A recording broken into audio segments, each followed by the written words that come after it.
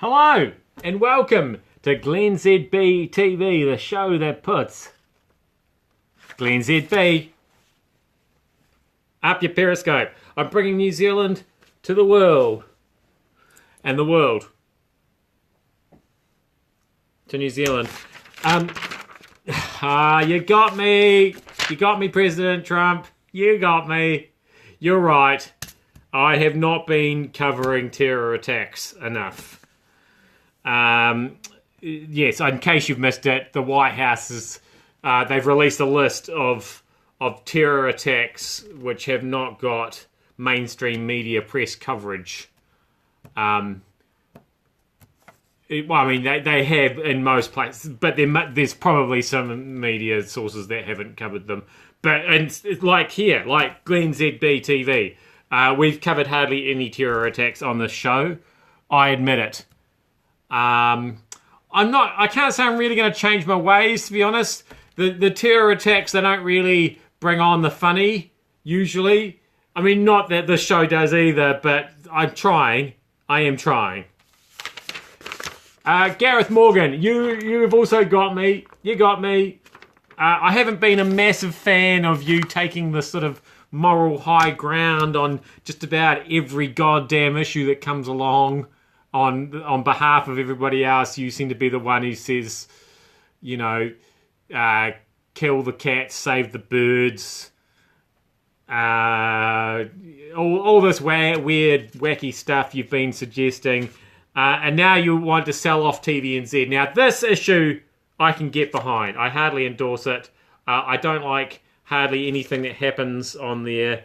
In saying that, now that Seven Sharp's back on, it means no more Purina pound puppies, that'll be a big shame, obviously, for lovers of hard news and current affairs at 7 p.m.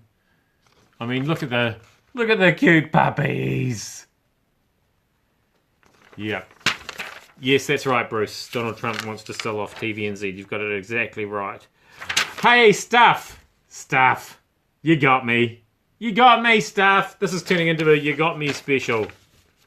So Stuff, they're an opposition media outlet. And they went hard with this breaking news story yesterday that Helen Steins investigates claim a couple had sex in a changing room. The store confirmed, this is Helen Steins, Sylvia Park, they've confirmed they're investigating a claim made by a customer after this customer was shopping at the store midday Tuesday, left the changing room to get a different size garment, left his phone and his clothing behind. As he headed back, a young couple in their early 20s ducked into his changing room together, and he believed he could hear them having sex.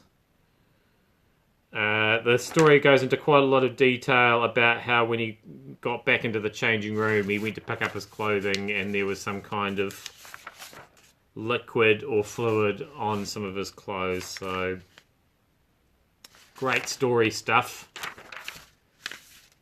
Well worth mentioning. I sort of feel like if Aaron Smith had been one half of that couple, then that story gets interesting, doesn't it? Then we're talking about a pattern of behaviour. Are we really reporting on people having sex in changing rooms? Is this the reality? This is the new reality. Hey, ladies, you got me.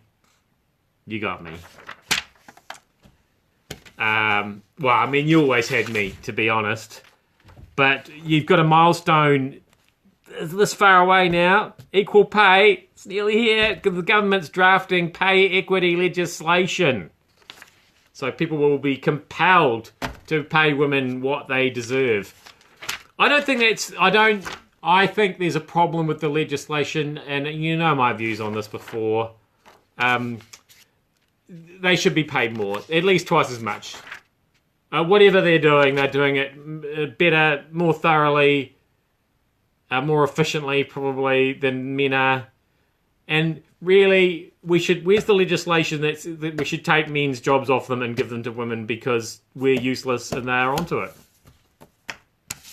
Domestic Manager is always watching, Bruce. I'm feeling bad about calling you ladies. I don't know. Am I allowed to call you ladies? Ladies? Women seems... I don't know. Ladies is a bit nicer, isn't it? Or is it just nice ladies I'm allowed to call ladies, whereas women is all women? I don't know. I've backed myself into a dangerous conversational cul-de-sac here, and I'm having difficulty trying to extract myself out of it. See, I'm stuck now. Anyway, thanks so much for having me up your Periscope. We'll see you back here again tomorrow.